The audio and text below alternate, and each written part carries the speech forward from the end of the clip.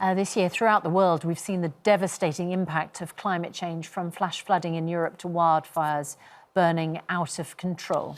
Yeah, it's all kicked off, isn't it, this year? And the Arctic is warming about twice as fast as the global average. But in Svalbard, which is halfway between Norway and the North Pole, it's about 1,000 miles south of the North Pole, the outlook is currently a lot bleaker. The reality is Svalbard is heating up around 6 times faster than the global average due to climate change. 6 times. Well, Laura's there for us this morning. Laura, OK, this is the 4th or 5th time we've come to you. What visual evidence of climate change have you seen since you arrived there the other day?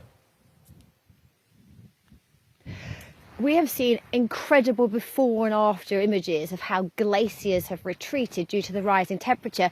But right here in the distance, half a kilometre that way, was where the glacier that we are now standing on was. So when I was born in 1981, this glacier was half a kilometre that way. But it's not only that, it would have been around about 10 metres above my head. So this entire volume has been completely lost in just my lifetime. And I'll be finding out a little bit later on how this landscape could look if I were to visit here with my Charlotte in the same time scale. And it's going to be dramatic.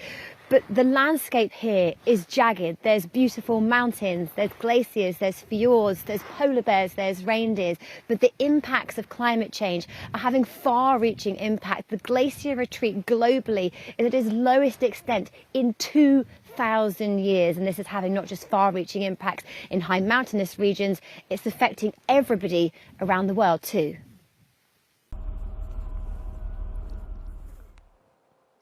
Since our arrival here by the amazing Kim Holmén from the Norwegian Polar Institute, who is one of the most impressive, well-travelled, fascinating people. And I just want to ask you, in the time that you've been here, in the 30 years, how have you seen the impacts of climate change here in Svalbard? Well, I've seen a lot of change. Obviously, the glacier we're standing on has diminished quite dramatically, 10 meters in thickness at least. But permafrost thawing, I see changes in animal and plant life.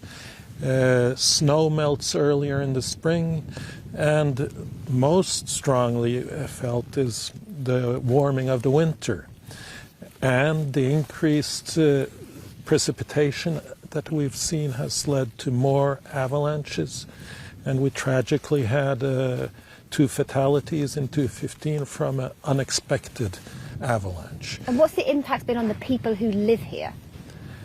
Well, we have had people change their feelings from enjoying being here to having anxiety and fear. We have had forced relocation, so about 1/3 of the houses had to be abandoned. Wow. In Longyearbreen. And many other more banal things like recreation has to change because places that were safe before are not safe anymore. And the Arctic drives the weather around the world, but how is what is happening here going to impact everyone around the world, especially in the UK? Well, the jet stream that governs the pathways of our weather systems is shifting because the Arctic is warming faster than further south. And that leads to longer periods of dry, longer periods of wet. So extreme weather will be influenced. And we'll, And my daughter, who is 4, who I talk to about climate change and who she knows I'm on this journey, she's got a letter for me to go to a polar bear, but I'm not sure I'm going to do that. If she were to come here to this glacier in 30 years' time, what would it look like? How would it have changed? Well, she will not recognize this place as if she looks at the pictures from today. The glacier will be much thinner. It will have moved up. It will be very different indeed. And what are your hopes and fears? What are your message to people watching about how we can change this, how we can make it better? Well, I'm an optimist. We can change it if we work together. Everyone can contribute, but we also have to do things together that the single individual is unable to do.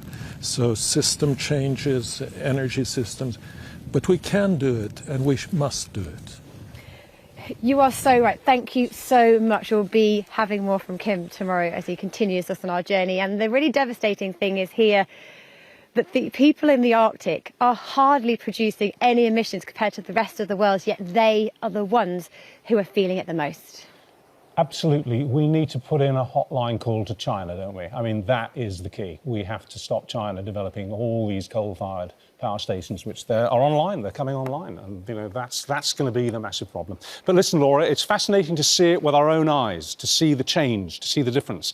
You make it very real, and it comes off the screen. That was very interesting. And we'll see you there later, and we'll see you there. It is real.